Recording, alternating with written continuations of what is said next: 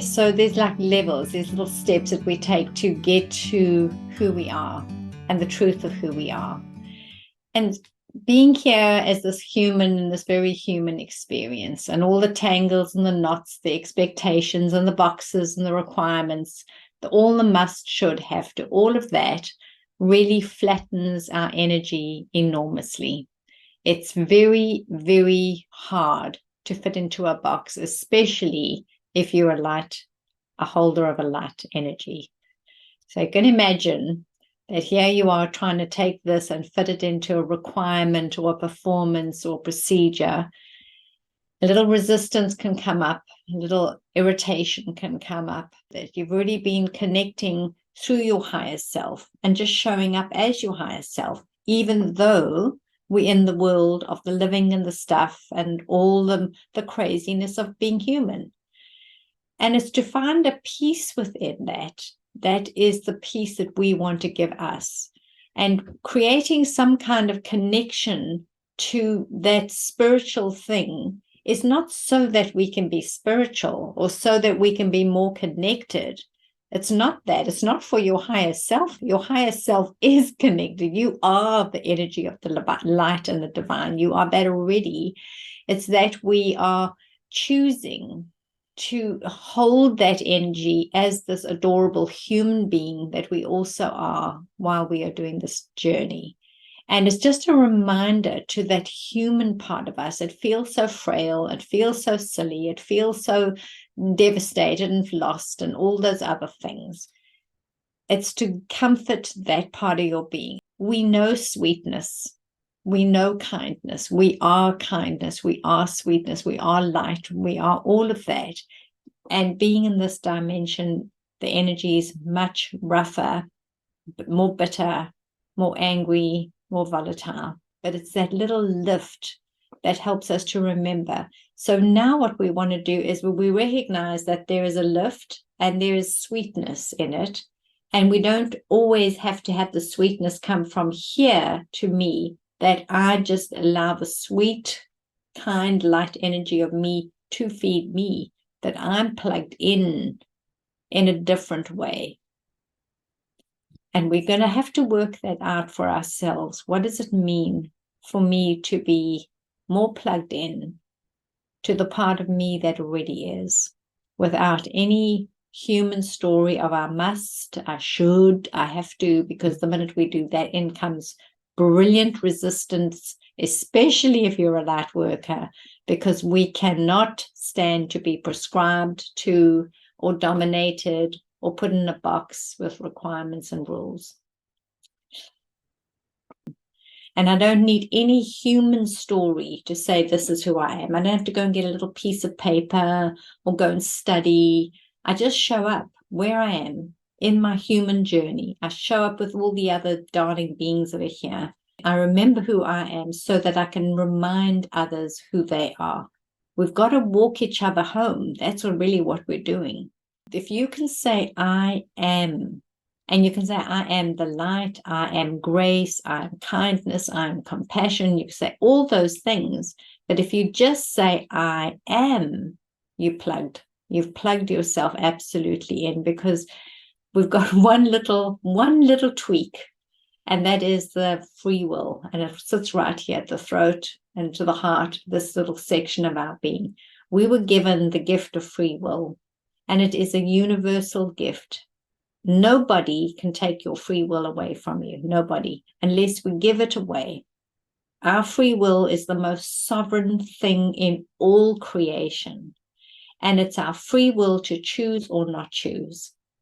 And so often we have been told that we will deserve something and we can have it if there is a little performance or procedure or some need is met. There is some gain. And then when we believe that story, which we have been shown since we started walking here on this planet, we've been manipulated in that game. And in that is the fear. I am a failure. I'm not going to get it right. And therefore I don't deserve. And then it just breaks down that beautiful light vibration energy. It breaks it down. That free will is that we must choose for our own being. I choose me. I am light, and I choose to be the light, and I choose to be a disgusting, frothing human being when I need to do that, and that's perfectly fine. But I'm choosing in the moments when I truly remember who I am, just to remember who I am. That free will is what will bring us home. That's the key that will unlock that door to bring us home. It's got nothing to do with performance and the way we show up and how many times we write in our journal, or how many hours we pray, and how long we sit on our knees until they break and ache. It's got nothing to do with that. It's got everything to do with your free will. The minute you choose for you and you've made that tweak, I am that I am that I am that. And I'm holding that energy because I'm choosing to hold it. And when I choose, I'm willing to choose and share it and give a kindness to another. When I don't choose, that's also fine. It's not a requirement for me to know who I am. The minute there's burden and it feels hard and we've got to be disciplined, we've got to do it like this, there's a game in it. There's manipulation. The minute you get resistance to something, know that there is something that your awareness is saying, this is not for me. I don't need that. And not everything is for everyone. And no one can know what is for you, only you. Your higher self will say, I want you to listen to this now, and it will do everything to make it possible that this is what you listen to. And when things don't work out for that, just listen to your guidance. Trust it. Choose it. Choose for you. Choose you. Choose for you. Keep choosing and keep showing up. But the days where you feel so sparkly and so illuminated and you choose to go out and just smile at someone or uplift somebody, then that's the gift that you give that day. You are always the gift simply by being here. No performance required. No game. You're not meant to fit in, but you can, if you choose, if there is some benefit that goes on in that scenario. We've got to change our own perception of ourself. And the moment we do that, the moment we come back to ourself and we remember that we are truly beautiful, nurturing, loving beings of so much light and integrity and kindness, as soon as we remember that, we will be able to do a different journey in this life. There's a whole new way of showing up and being in the world. And thankfully, we're starting to remember who we are, and we're not getting hooked into all the silly stories. The turmoil that we're seeing and the disruption, it has to be. It is such a pointer for us to say, this is what it looks like, and this is what we know. This is what our hearts are pulling in, seeking, desiring. We could go and say, oh, but it's not showing up, and I'm hopeless, and life is awful, and the world is terrible. We could do that, but then we just drop whatever good energy we had. We just throw it into that misery pot. But if we can just hold another vibration that is the truth and the light and the love and the kindness, we hold that vibration, even though this is evidential, even though this is going on, and we hold that different vibration, that makes that vibration available to all of us. All of us. It's one drop in that pond. So that's really what we want to do. And a spiritual practice is, you are that. You're practicing being human. That's what you actually need, a human practice. You are already in a human practice. You already are the spiritual being of life. So no practice necessary, my love. You can write diaries and journals, and you can meditate. You can do that, but actually just breathing and being here, you're doing it even more so. So good for you.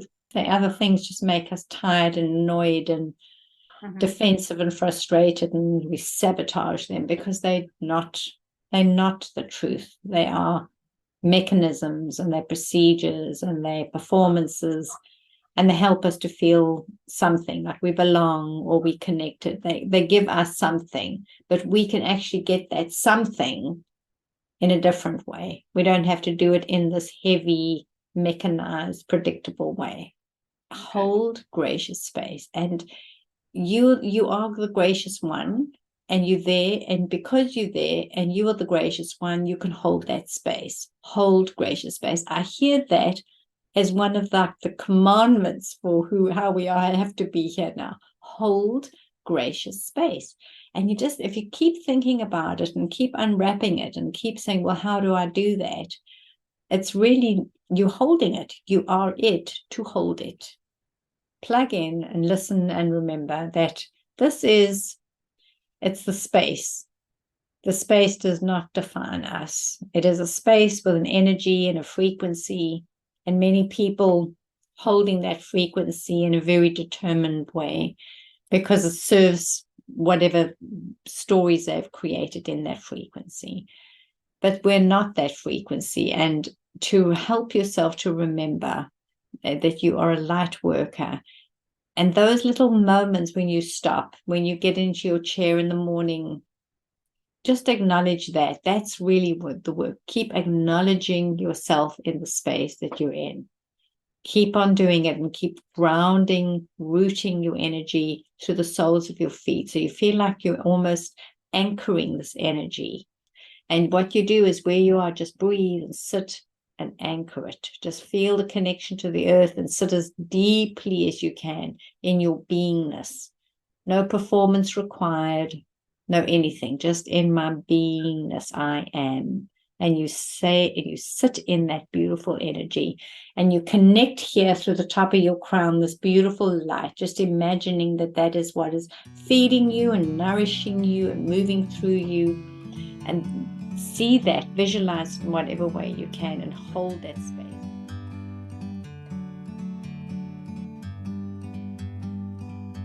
Like a bird on a tree, I'm just sitting here. I got time, it's clear to see. From up here, the world seems small. We can sit together